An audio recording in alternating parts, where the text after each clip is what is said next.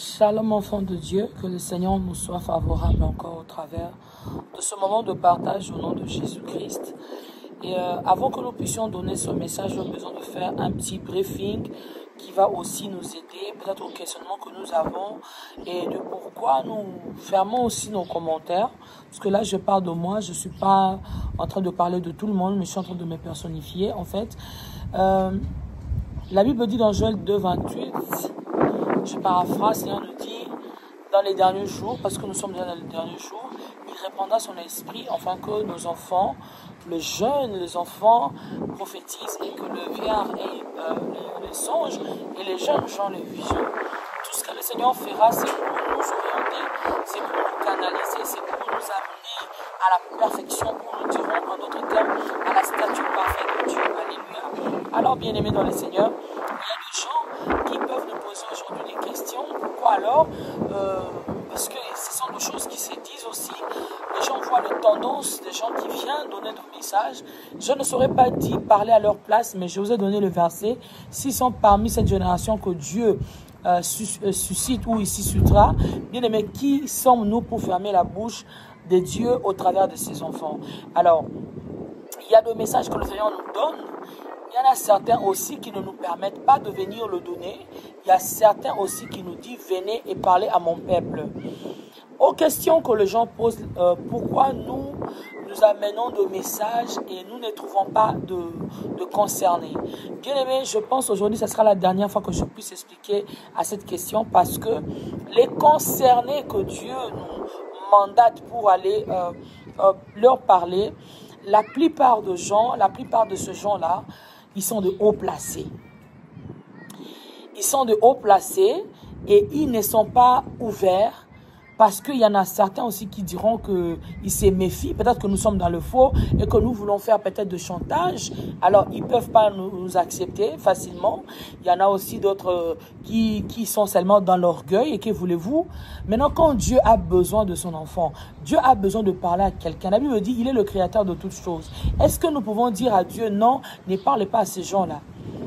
Et méfiez-vous, bien aimés, parce qu'il y a de ceux-là qui n'ont pas le renommé de ce monde, dont le Seigneur nous parle aussi, mais nous avançons vers eux humblement pour les apporter l'ainsi dit l'Éternel, et ils le reçoivent dans le silence. Alors, aux gens qui refusent, aux gens qui n'acceptent pas de prophétie, ou parce qu'il y a des prophètes qui se sont méconduits, qu'est-ce que nous avons à faire? Nous ne pouvons rien faire. Nous ne pouvons pas aussi leur obliger à accepter parce que même la Bible dit dans 1 Thessaloniciens 5, 20, il dit ne méprisez pas le prophétie mais analysez. Donc je pense bien quand nous donnons des messages, nous n'avons pas besoin de venir faire forcer quelqu'un d'accepter forcément. Non, tu es libre, mais on ne te dit pas de rejeter. Analyse si tu veux, bien sûr. Si tu ne veux pas, c'est à toi. Alors, aujourd'hui, j'amène le message au sujet de la sœur Denamwana. Bien-aimés dans les seigneurs, comme je disais, nous fermons souvent de commentaires parce qu'il y a des commentaires qui n'édifient pas. Alors, les yeux là, c'est un organe qu'il faut faire attention. Si tu ne fais pas attention, tu risques de pécher. Alors, c'est mieux ne pas lire souvent d'autres commentaires qui ne sont pas édifiants, qui ne sont pas importants. Parce que nous autres faisons que l'œuvre de Dieu.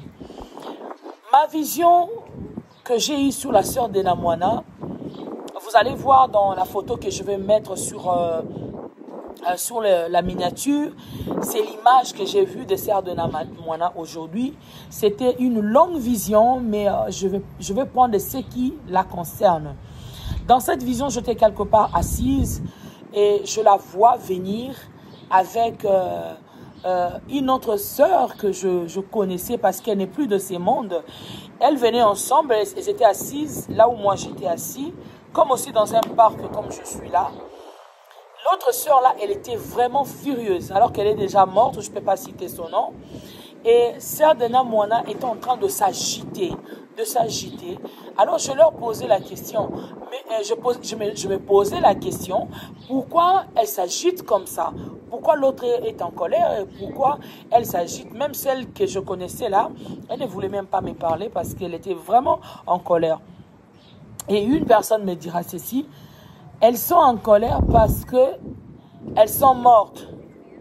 Alors je voulais dire à la personne que non, la sœur Dena Mwana n'est pas morte, elle est parmi les vivantes. C'est l'autre qui est morte. Non. Et la personne me dit encore, n'insistez pas, elles sont toutes les deux mortes.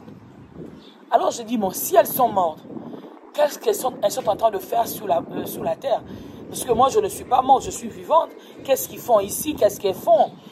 Et directement, la personne me montre la tête de sœur Dena Mwana. Elle dit, tu vois cette tête-là? Les problèmes avec elle, je vais lui accorder la chance de rentrer, mais d'aller dire à mon peuple sur le mèche. Elle dit, il faut qu'elle sache que ce sont ces choses-là qu'elle met sur elle qui fera qu'elle rate le ciel. Qu'elle n'ait pas accès dans mon trône. Bien aimé, ce sont des choses que nous disons souvent quand Dieu nous parle, comme je dis toujours, j'étais seule. Personne ne, si je serais jugée un jour, je serais jugée aussi toute seule parce que j'étais avec personne. Alléluia. Alors, dans mes visions, la plupart j'entends la voix, mais je ne vois pas la personne. Donc, je ne sais pas comment vous expliquer les domaines de vision, mais les prophètes ou les gens qui reçoivent beaucoup de songes et de visions peuvent comprendre. Et je disais maintenant, mais qu'est-ce qu'il faudra qu'elle fasse? On me dit, il faut d'abord qu'elle puisse dire à toutes les sœurs qui l'imitent, qui la prennent comme exemple de commencer à enlever des mèches sur eux. Regarde un peu, est-ce qu'un enfant de Dieu peut être comme ça? Et j'ai vu la sœur Dena Mwana avec des mèches vraiment presque jusqu'au niveau de fesses. Des mèches étaient trop longues. Alors, la séquence passe, on me montre maintenant, elle refusait, elle ne voulait pas. C'est comme si, donc pas comme si, mais on lui a accordé une seconde chance. Et dans cette seconde chance, dans l'autre séquence, je vois maintenant la sœur Dena Mwana, debout avec les micros, on lui dit, parle, vas-y. Commence à dire ce que nous t'avons dit. Commence à dire aux femmes de ne pas mettre le mèche. Tu es en train de détruire. Beaucoup de femmes aspirent à être comme toi. Elles se font coiffer comme toi. Bien-aimé, je crois que sœur Dena Mwana, c'est un enfant de Dieu. Et quand Dieu nous parle, Dieu cite le nom, c'est-à-dire dans la liste de Dieu, dans la liste des enfants de Dieu, ces gens-là sont là. Parce qu'il y a beaucoup de gens qui sont en train de faire ce qu'ils peuvent faire, mais si Dieu ne parle pas de toi, peut-être qu'il n'a rien à faire avec toi. Et la sœur Dena Mwana a pris le micro, elle a commencé maintenant à parler. Elle a commencé à dire qu'il faut abandonner le mèche. Moi-même, j'abandonne parce que j'ai besoin de trouver ma paix. J'abandonne, je ne mettrai plus le mèche.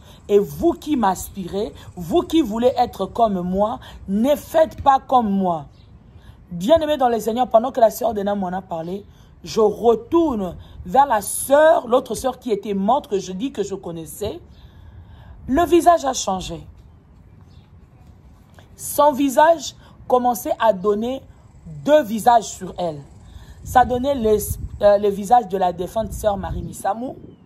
Ça donnait aussi le visage de la sœur Mbouy, la sœur Sandra Mbouy.